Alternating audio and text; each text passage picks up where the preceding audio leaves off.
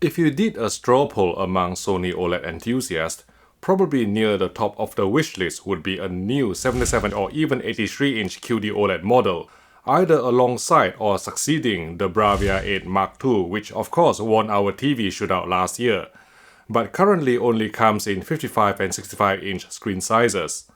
Well, 2026 is not the year this happens, because not only has Sony not announced larger OLED models, the company isn't launching any brand new OLED TV at all this year. Instead, Sony's new premium TV lineup for 2026 is centered around True RGB LED technology, led by two new ranges, the flagship BRAVIA 9 Mark II and the step-down BRAVIA 7 Mark II. And interestingly, throughout Sony's briefings both at the brand's HQ in Tokyo and its European base in Weybridge, UK, the company spent far more time talking about brightness, color volume, anti-reflection performance, and real-world HDR impact than infinite blacks or ultra-thin OLED panels.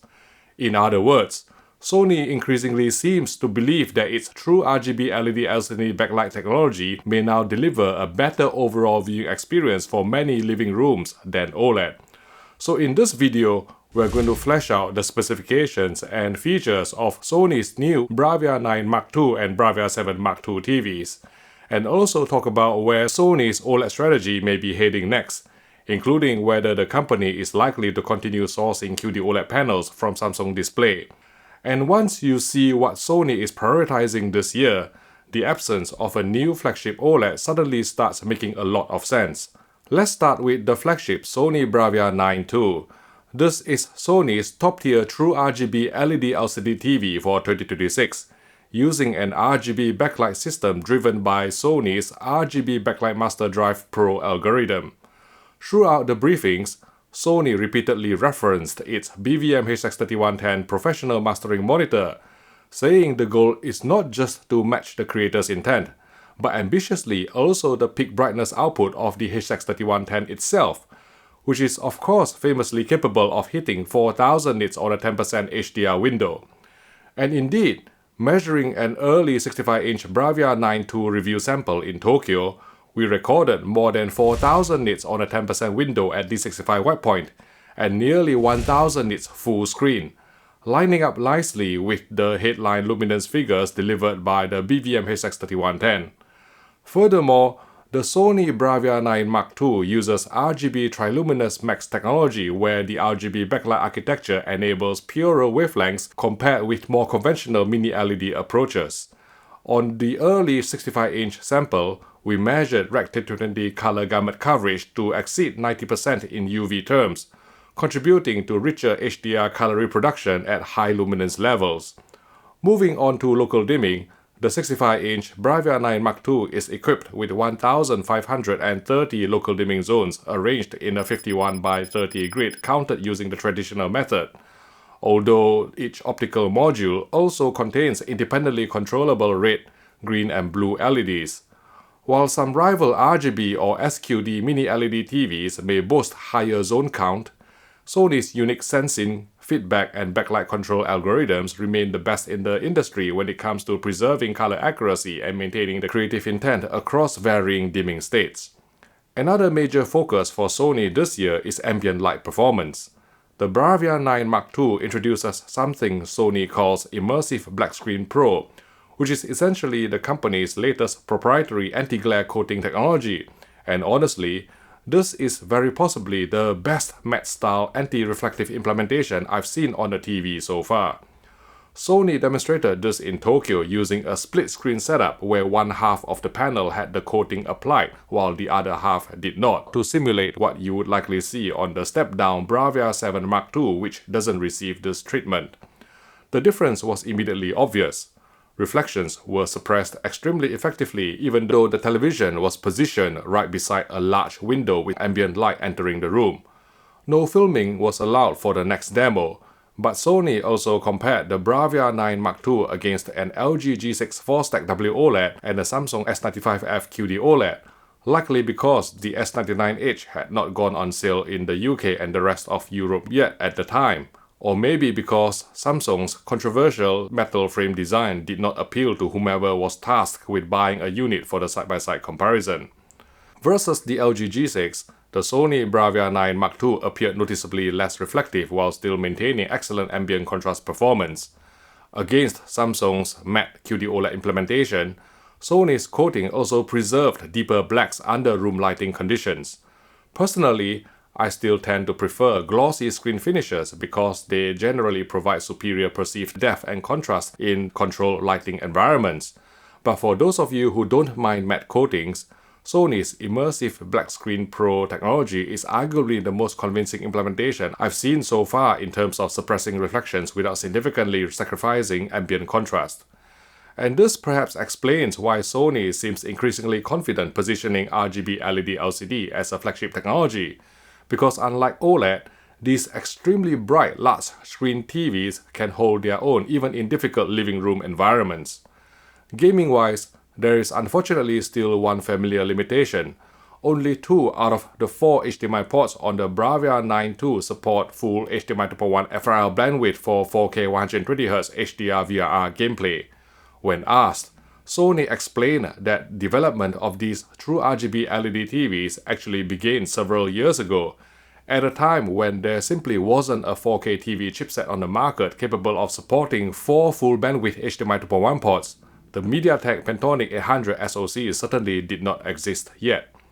And judging by how much smoother the native 10-bit gradation appears on the BRAVIA 9 Mark II compared to its predecessor in these notoriously challenging scenes from the Green Knight, thanks to what Sony describes as a heavily revamped signal processing pipeline, it's clear the company has likely been working on this television for at least the past 2 to 3 years.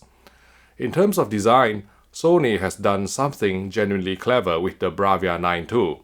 The TV sits on a central stand with a compact footprint, meaning you won't necessarily need to replace your existing AV rack with something significantly wider.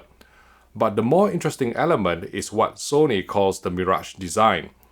Between the vertical columns and the stand base sits a lenticular optical sheet which uses refraction to bend and scatter light in such a way that cables and objects placed behind it visually disappear, resulting in a much cleaner appearance where dangling cables become far less visible from the viewing position. Sony has also slimmed down the lower bezel considerably by putting components such as the infrared receiver, ambient light sensor, and microphone assembly on the bezel itself, resulting in a more uniform border around all 4 sides of the screen. Audio-wise, the Sony BRAVIA 9 Mark II incorporates Acoustic Multi-Audio Plus technology, where the TV's speaker array, including the up-firing beam tweeters, is positioned to align more closely with the viewer's ear level, helping dialogue and sound effects appear more naturally anchored to the on-screen action. Sony also continues to offer Voice Zoom 3, which intelligently separates vocals from background ambience to enhance dialogue clarity without needing to raise overall volume excessively. In addition, the TV supports Direct Connect functionality, allowing its built-in speakers and center channel capabilities to integrate more seamlessly with compatible Sony audio products such as optional wireless subwoofers and rear speakers. In terms of screen size, the BRAVIA 9 II will be available in 65, 75, 85, and an enormous 115-inch size, with shipping slated to begin in June around the World Cup period. Pricing starts at £3,500 for the 65-incher, climbing all the way up to £23,000 for the largest 115-inch model. However, it's worth noting that the 115-inch version does not come with the Immersive Black Screen Pro anti-glare treatment, and due to its sheer size and weight, naturally cannot be supported on a compact central pedestal stand. If you specifically want a 98-inch True RGB LED LCD TV from Sony, you will actually need to step down into the BRAVIA 7 Mark II range, which Sony describes as the more accessible sibling to the flagship BRAVIA 9 Mark II, designed to bring True RGB LED technology to more people and more attainable price points. As far as we're aware, there are at least 5 key differences between the BRAVIA 7 II and the flagship BRAVIA 9 II.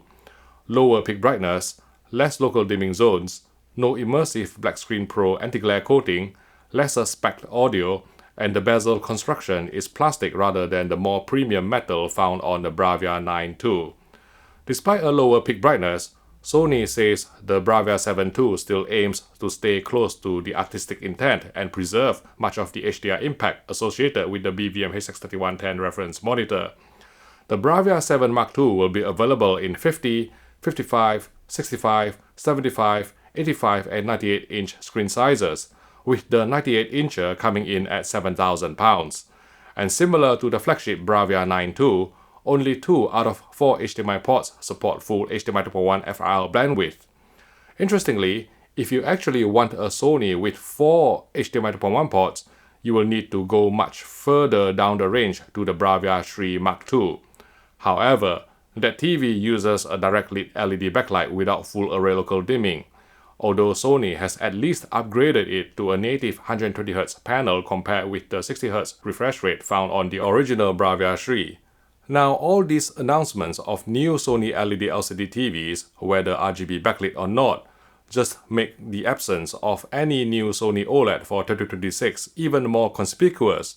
And we will come back to Sony's OLED future in a moment, because I actually think there are several possible explanations here. To clarify, the 55-inch and 65-inch BRAVIA 8 Mark II OLED TVs will continue globally into 2026, but in the UK, we are not even getting a carryover of the 77-inch A95L, although Sony did confirm that some regions worldwide may continue selling remaining inventory depending on local stock levels. So, is this the beginning of the end for Sony OLED TVs? Personally, I think it is still too early to jump to that conclusion.